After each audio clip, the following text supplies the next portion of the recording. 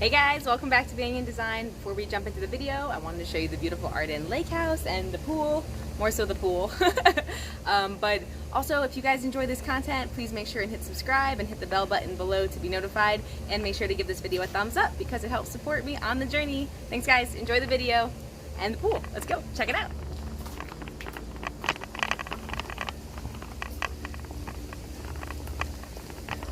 Actually, I'm pretty sure I can just change it. Ooh.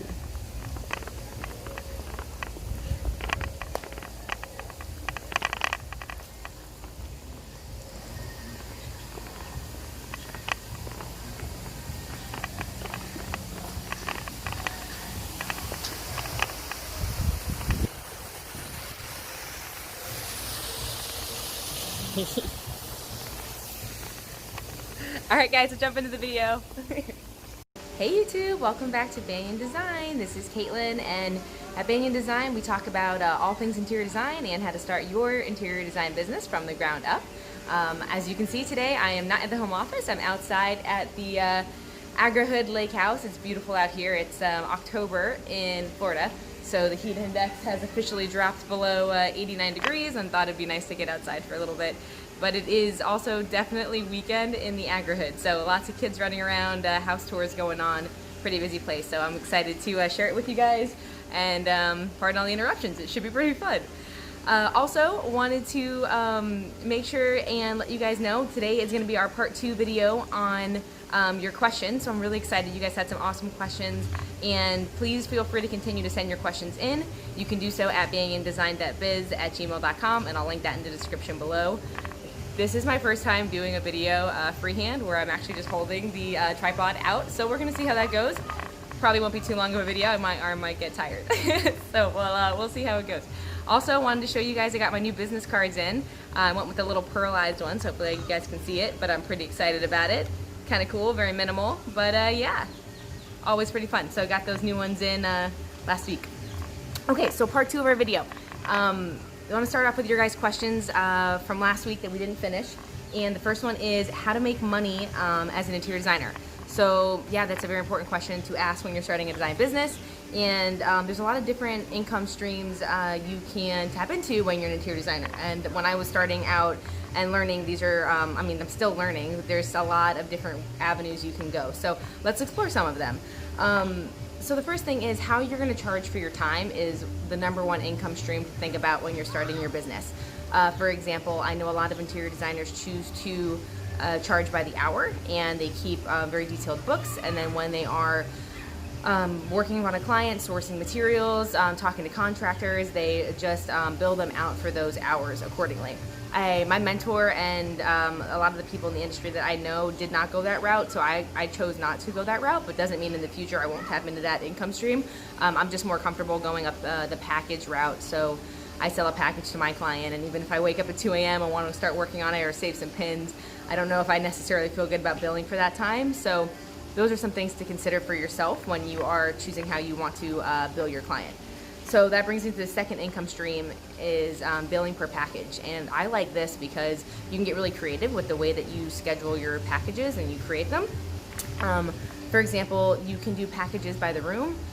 So you can charge, a certain amount of money for the room depending on what the design of it entails. And that can be your time, sourcing for materials, working with your clients and lining everybody up, and then project managing the installation of that project, as well as helping custom design any furniture, draperies, those type of things as well.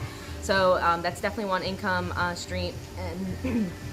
And I know that people can charge a lot of different ways for that. So I've seen anything from $200 to $1,000 per room, depending on where you are, your expertise level, things like that. I would also say that window treatments, I started out in interior design in the window treatment industry, so I know how detail oriented it can be. So I personally charge separately for windows, and I know sometimes my clients ask me questions about that, but I know how much detail goes into it, how much work, and how many things can go awry there. So I love including it into the design. I like to have the full control over that process, but I definitely charge differently. I charge a specific package just for windows. So that's one way to do it. There is, like I said, a lot of ways you can get creative with packages, and you can help even get additional income streams. So for example, you can do decor only packages where you can work with real estate agents, you can work with staging companies, and you're not really doing the design of the space. There's not very functional or construction aspects to it. You're not putting countertops in or cabinets, but you're still decorating the space, and that can be a different package with a different price. You can do something that we're starting to offer at Banyan is an online only package where you can work with clients, anywhere in the US or across the world, and instead of being there to see the design totally through into fruition, you're going to help with the beginning concepts of it. You're going to help put together a room layout as well as help source their materials, and then help them find specific vendors or contractors to complete that work. I mean, that's all optional. You can create your packages accordingly. It's just some ideas, but it's definitely been a great way for us to branch out, meet different clients in different areas, and expand our reach as a business. So that's always a good one. So another cool one is things around the holidays. So you can't really tell it's fall here in Florida. Show you guys a little bit of the space. I definitely got to work on my camera skills. Yeah, so it just looks basically gray and hot, and that's pretty much Florida. But you know what? Like I said, I'm not sweating, and I got boots on, so life is good. Life is good. Okay, we're talking about holidays. So as I was saying, it's holiday time is right around the corner, and a lot of people want to decorate their houses accordingly, and especially, having people over, in-laws, there's a lot of pressure there, and they want to really impress people, and they don't have the necessary time, skills to do that themselves, but they might have the resources, and that's where they can tap into your expertise as a designer to help them do so. And I think in the next video, I'm going to go into the design course I decided to choose, and I'm going to tee up my mentor, who I think is incredible, and I'm learning a lot of this from her as well. So definitely want to make sure she gets some credit, and I'll tee her up in one of the next videos. But yeah, that is an idea of how to make an additional income stream. We already talked about by the hour. And then some of the other ways you can make money as an interior designer is through consultation. I know I partnered up with a lot of real estate agents and other people starting out in different facets of the real estate, housing businesses. You can work directly with the builders. I'm currently sitting in like a master plan community, so there's going to be 2,000 homes going up here, and you can work directly with the builders to become a designer for any of their common spaces, any of their models. That's some great income streams to tap into as well. So as you're starting out, or if you've been doing this a while and you just haven't tapped into different areas, hopefully that helps. But that was an amazing question, so thank you so much for that. The next one is how to get clients. So again, these are really great questions, very integral to when you're starting your business or when you're trying to level up. So obviously we have Facebook, different social media, avenues like YouTube. I'm doing this now as I'm starting to increase my reach, but I definitely think you can start tapping into those a lot sooner when you're starting off your business.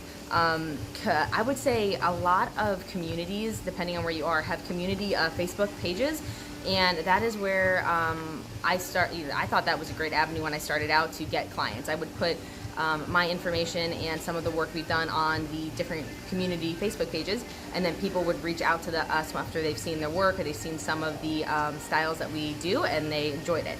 So that's been a really good one, and it's free, so free is good, especially when you're trying to start a business. What else? Oh, online only design. I know we talked about that a little bit in income streams, but you can put on your website that you do online only, and then your website, becomes a way for you to source additional clients, and you can also talk about that on your different social media streams. And again, you can be sitting in Florida and have a client in Seattle who just needs help getting the basic room layout, and then you can do all of that for them over the computer and sending them CAD drawings and SketchUps, and there you go. You helped satisfy a need that they needed expertise advice on, and you were able to derive some income from that. So that's a good one. How else to get clients? So I talked about real estate agents as well. I think it's super integral to partner with everybody in the real estate home buying facet. Wholesalers, real estate agents. These people are going to come into contact with your customers every day. So it's great to have good relationships there and have some form of exclusivity that you can help recommend them, and they do the same for you. It's just building good business relationships, right, and networking. Pretty common practices there. Same with staging companies. And I would say, like, when I started off, a big one is design centers. Obviously, design centers are used to having designers come in and out on a daily basis, so they might have a lot of people who leave their business cards, and I want to give you guys tips to help you be really successful. So maybe not just big design centers, but also like small mom and pop cabinetry and fabricators who do countertops, or upholsterers, window treatments, people that even are into seamstresses. Seamstresses, not a word, I don't think. People who are seamstresses, and they also can dabble into the drapery space. Like, they are a little bit more of a niche market, and they have really loyal clientele that you guys can tap into. So make good relationships with those people. And expert tip is, you know, if you're gonna help source, for example, if a furniture store gave you a client, you can say, you know what, since you're helping me grow my client base, I will make sure and shop here at your store exclusively with whatever products I can, right? So if they don't do outdoor furniture and you have to source outdoor, then obviously, but it's a great avenue to build those business relationships. Yeah, so those are some areas on how to get clients. I haven't done this personally, and it's 2020, almost 2021, so I'm not sure how relevant this is, but I'm sure you guys can extrapolate it somehow. I've also heard of people going and writing into their local newspaper and then starting a column. So it can be like Ask Banyan or Ask whatever your interior design firm is, and people write in different questions they have about elevating their space. I mean, obviously this is the era of YouTube. We're all on this platform, so we probably just pop onto a video when we want, but yeah, there's a very different level of clientele who have a lot of lucrative resources and could use your services, and they might not know how to find you on YouTube, so try and be where they are, right? So something I've thought about, I just haven't done it personally yet. I will keep you all posted if I do, but yeah.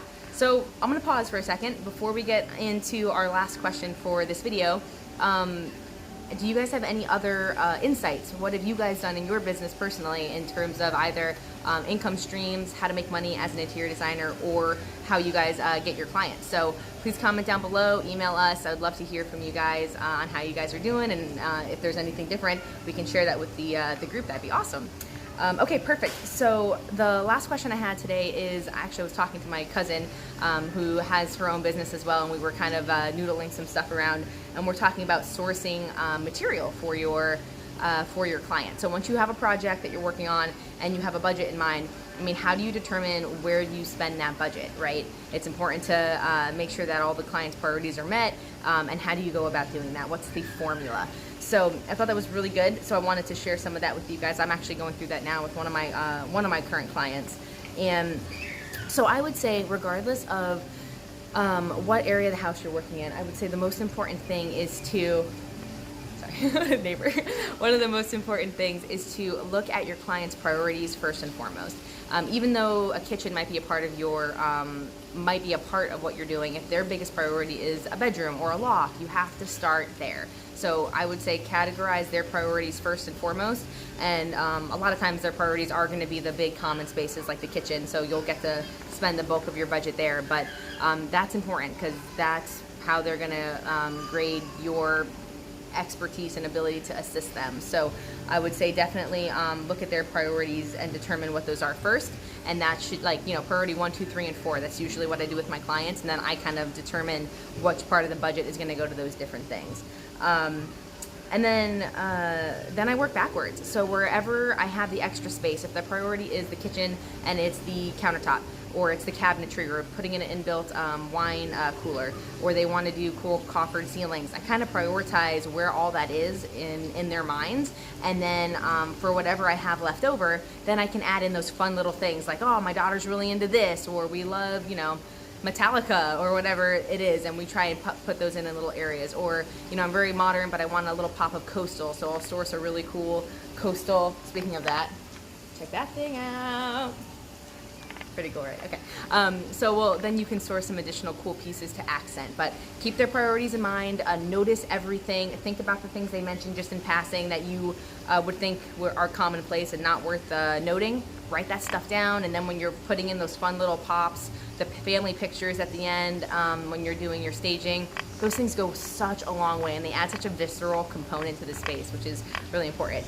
So I would say, yeah, start with the client's priorities, and then reverse engineer everything you have left over. keep in mind when you're doing so, you're not only looking at the material you're sourcing, but also the labor, contractors, and everyone that you're working with, right? Your fabricator is going to have different pricing that they add on and stuff like that. So that was a really good question. And the last part of that is when sourcing your material, like, does it fit? I love this. I also learned this from one of my mentors. But does the piece fit? Not only does it fit in the budget, and does it fit like in the space from a proximity standpoint, right? Like measurement wise, does it actually fit? But what about the style? And does it fit their lifestyle? You're gonna have clients who they tell you they're one style of interior design, like they're coastal, but they're totally something different.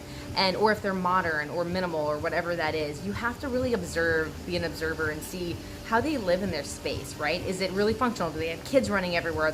Are there puppies and cats and birds? I don't know. People have birds, right? Like I know people with birds. But what's going on in their space? Are they constantly have people in and out, or is it pretty, is it pretty minimal in terms of traffic, and a beautiful, $6,000 sofa would go very well. So you just have to see how they're going to use the space and what they're going to enjoy the most, because aesthetically, yes, that is our job, and I'm assuming you're here because you know how to put together a room aesthetically, but you also have to think a few layers beyond that with function, enjoyment, and then just putting memories together as a family in that space, what that backdrop looks like. So yeah, I would say that's also really important. And one of my mentors said something I love. She says, "Don't name the dog." So I think that's so cute, although I have a dog and I love my dog. But Charlie, I love you. Okay. But when you're picking out pieces for a client, like I have a client now that has certain music preferences, and I had this really cool light that I picked out for them that ties into that kind of music preference. But he might hate that, and it also might be way out of the budget. They might look at me and say, "You are nuts to think I'm going to spend $6,000 on a light fixture." And so don't name the dog, right? Have ideas that you think will work, but have backup ideas. And as you start to go through your process, whatever that is, start to call that down with them so that you don't get to the end and you've misappropriated your budget in a big way. So, great, awesome, guys. Trying to think of anything else in there.